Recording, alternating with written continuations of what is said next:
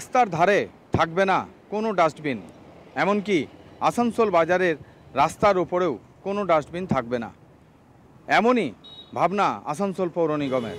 কারণ এই ডাস্টবিন থাকার ফলে যেমন একদিকে শহর নোংরা হচ্ছে, তেমনি বাজার চত্বরে ডাস্টবিন থাকার ফলে সমস্যায় পড়ছে ব্যবসায়ী থেকে শুরু করে সাধারণ মানুষ। কেন নোংরার ওপর দিয়েই তাদের যাতায়াত করতে হচ্ছে, আর তার ফলেই সমস্যায় পড়ছে সকলে।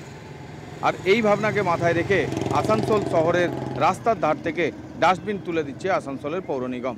আসানসোল বাজারে আমরা যখন যাই, আজ সকালে আমি গেছিলাম, ইনফ্যাক্ট গিয়ে দেখি আবর্জনা যে ডাস্টবিনগুলো আছে ফেলার জন্য, ওগুলো থেকে আবর্জনা বাইরের দিকে বেরিয়ে আসছে।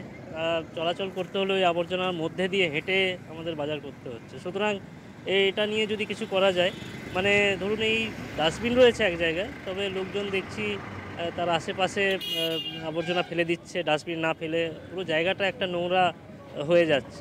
তো আমি কর্তৃপক্ষকে এইটাই আবেদন করব, যদি এর কোনো বিকল্প করা যায়। মানুষ যে ডাস্টবিনের ভেতরে ময়লাটা ফেলবে, সেটা ময়লাটা হয়তো মানুষরা ফেলছে, তারপর হয়তো কুকুর বা গরুতে হয়তো ওটাকে টেনে ফেলে দিচ্ছে, বা কিছু কিছু মানুষ আছেন যারা হয়তো বাইরে ফেলে দিচ্ছেন, ফলে সামনেটা যেখানে ডাস্টবিনটা করা হচ্ছে সেখানটা একদম নোংরা অবস্থায় থাকছে। আমরা এটা দেখেছি, এবং সে কারণে আমরা কালীপাহাড়ি মোড় থেকে একদম বিএনআর বানপুর মোড়, ভগৎ সিং মোড় এবং ভগৎ সিং মোড় থেকে জুবলি মোড় পর্যন্ত যেগুলো রাস্তার উপরে আছে সেগুলোকে আমরা হাঁটিয়ে দেবো, অনুরোধ করবো, আমরা মাইকিংও করবো মানুষকে যে আপনারা আপনাদের যা বাড়ির ময়লা আছে বা দোকানের ময়লা আছে সেগুলোকে নিজের বাড়ির সামনে রাখুন, আমাদের গাড়ি যাবে, আমাদের লোক যাবে, সেগুলোকে উঠিয়ে নেবে। ডাস্টবিন তুলে নিয়ে শহরকে সুন্দরভাবে সাজানোর লক্ষ্য আসানসোল পৌর নিগমের মেয়র বিধান উপাধ্যায়ের।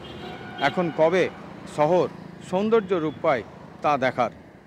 আমার শহর আসানসোল থেকে পবিত্র বন্দ্যোপাধ্যায়, কলকাতা টিভি।